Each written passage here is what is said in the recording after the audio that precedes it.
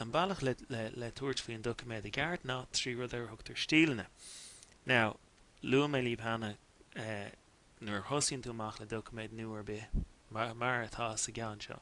Sé normal agus is é sin normal an stíl agus is é sin Times New Roman agus méide dóigh agus éir lé agus mar sin de gan a bheith trúm gan a bheith idálaach. Má a géirí formáidú ar le a chur ar pí takes agus is minic go míon méid áirithe formáidithe atá sáúilú mar hapla le cín teidir agus mar sin de. Tá tú an stíl a fiúcha gun pí takes atá le formáidú agat. So now tána stílní difriú le listáilte an seo.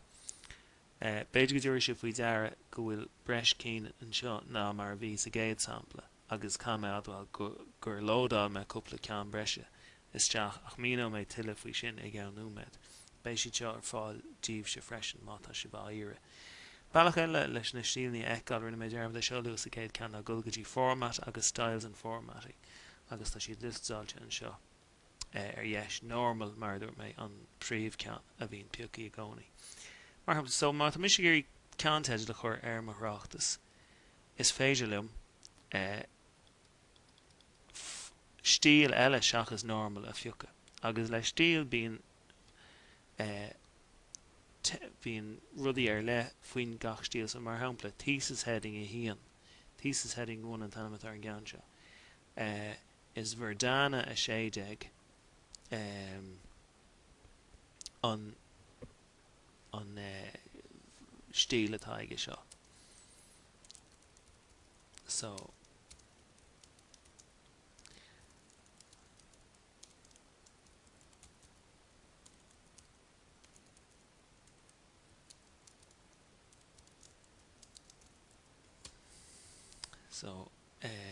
sin an stíl dá mé si gur sin a lárnú well dating stíl ar lethecrú go lei sin nu stóig bhfuil tú an é a lárnú más má leat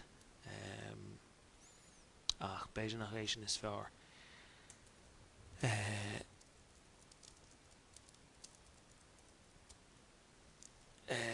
agus inis tá mé chun inionad return a bhrú mar in sa document fao dhearra le go ráidí lehanach nua in document ar be cheartid page break brise lehanach a chur isteach chun é sin íana brúintúir insert break agus an sin sé page break a hagan san níos agus chuintse sin aráid go dtíon chéad lehanach eile mé.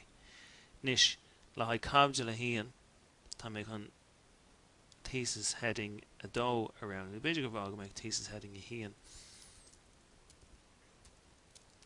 so cabde le hían an réamh rá agus inis nuair a haimseir agad dtíon chéad lehanach tá mé faoi láthir thesis heading a hían ach le haid an futheidil seo thesis heading a dó nuas féidir mé around bhaid seo freisin so thesis heading a dó cúlra agus an sin nuair room se ar return a ríis round on mé le haid gnáthés tá sé agamann seo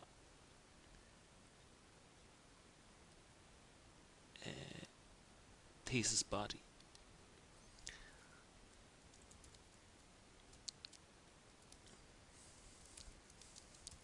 so stíl eile í seo is Georgia méide dóigh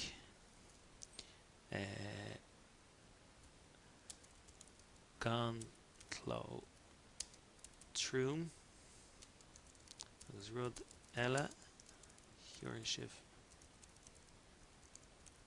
mé rite as inspiráid céir so tá méid scríobh méid atá rága mar thuireann sibh faoi deara ná go bhfuil spásáil líne de 1.5 agin don stíl seo agus sin sin a bhfuiltar go tráchtais agus rudí mar sin. Má tá mé ag iarraidh ráiteas chur isteach.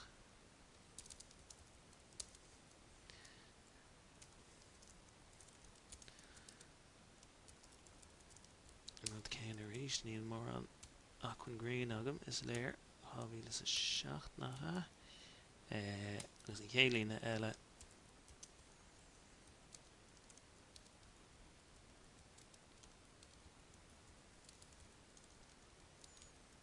agus nuair te go maithe freisin. Now nílam sásta bhfuil sé sin fós sa stíl sin san ní gadam ach an text nu fiú cliáil áitir be ní gadid fiú an text aráú agus tá ceanar lethagin an seo thesis quote agus airíonn sé an formáid duit ó rinne mé dearmad má haon punca haon a chur isteach an seo.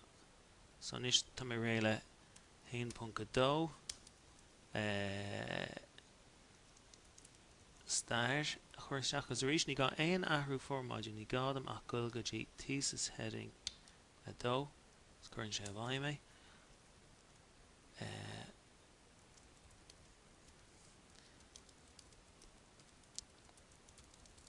Stíl seo so ní gádam arís ach gul arás go dtí thesis body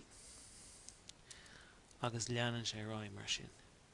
So be tú chur isteach 1.3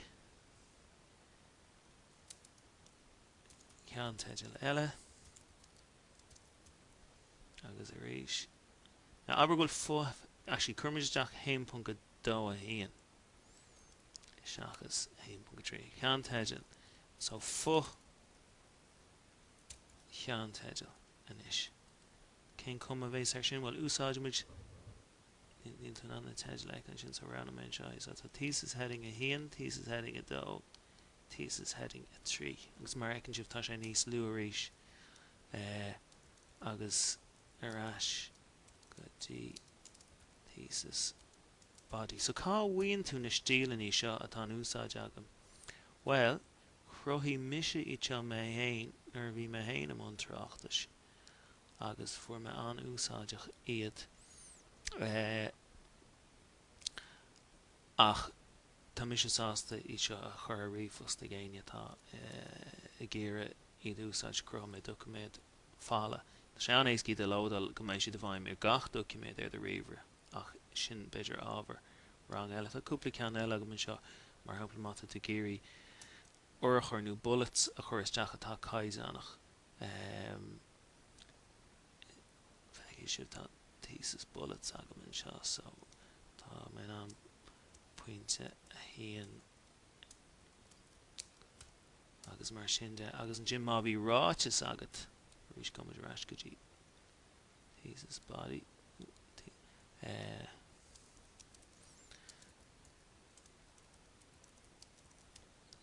má tá ráiteas agat le thorchar tá tú an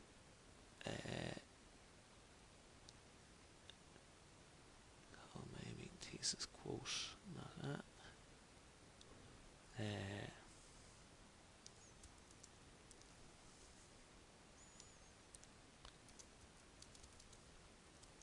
so tá duine cínte déine pointí is féidir leat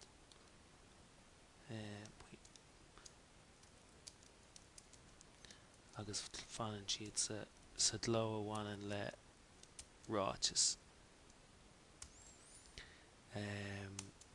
agus an sin tú réile go le rás go dtí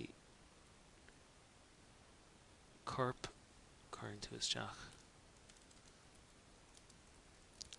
aber bhfuil tábla agat chuirmuid isteach tábla an seo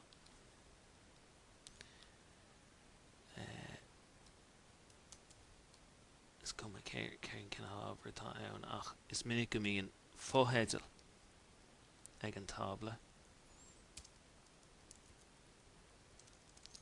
agus amtí tosáid túach le tábla haon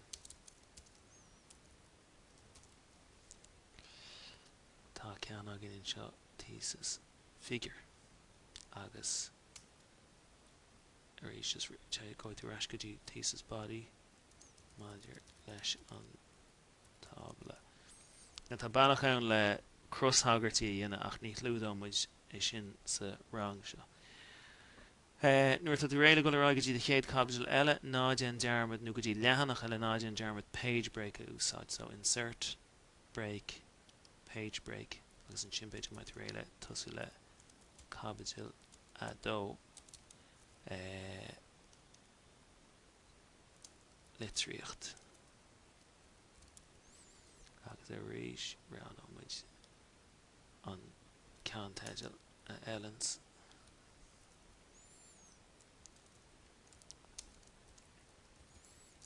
Agus lean sé rá mar sin. Nis, seo an áit, so sin buntáiste mór tá formáidú caideannach. Buntáiste mór eile, chuir meisteach leanach nua díreach rih cabidil a hían trí insert. Ní ibreach í tá well by stoi page numbers ag tastá, but insert page break. Nis fan go bheici sibh an písa dríocht seo. So tá leanach nua agam thuas an seo. Dánscéim mat a dú géirí an na character nachhfuil na character nachhfuil le feicáil just brúin tú ar an cnapa sin. Is fecinn sibh má page break. So chuir mé spás isteach an sin. Agus chuir mé isteach clár. Agus déanam é sin méidir ibre dó. Nis fan go bheici sibh é seo. Time se go dtí insert arís agus reference an uair seo, index and tables agus sér tá weim ná tá cúpla rá table of contents atá weim, tá cúpla formáid difriúil ach an cean a haíon lums agus ceanna Ellen ruidir nó tráchtais sílam ná fuirmáilta mar sin. Agus an sin bunítar na táblaí seo ar Stíleanna. So gan Stíleanna a bheith bhaim i do rucimid má tá gach rud a bhuaim normal rud a bhíon ag gceist go hiondúil. Ní mór ar féile daoine dhéanamh faoi agus cai siad gul agus at lár ábhar héine chruthú ach má haimse isteach go dtí bhrúm an rud a bhrúm an sin ná options an cnapa sin options agus an sin scroll alam síos go dtí an áit bhfuil thesis heading hían thesis heading an dó thesis heading agus brúm isteach an tower den bhfuil mé géirí táhacht ag baint leo. So chuir mé isteach a hían lai thesis heading hían dó lai thesis heading dó agus trí lai thesis heading 3 brúm sé OK agus ba ceart go naibrach an dríocht agus daibrí agus mar ecinn sibh cruthíonn sé sin má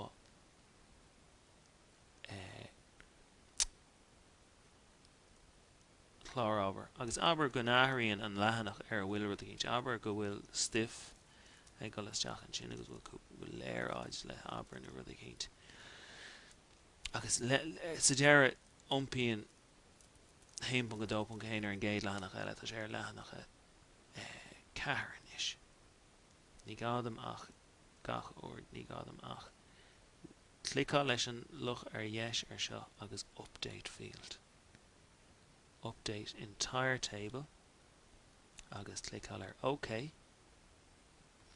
agus níis tá na leithní áirithe na tuairfí deara go bhfuil anam an tráchtais agus ma anam istí ná chun fáil réile sin bheith orm goil suas agus an stíl amháin le ma anamsa a ahrú onas nach meach sé mar thesis heading 1 déit a ahrú fiú go normal cé bhfuim sé ráit gom nar cheart rilí normal a úsáid ar chorbe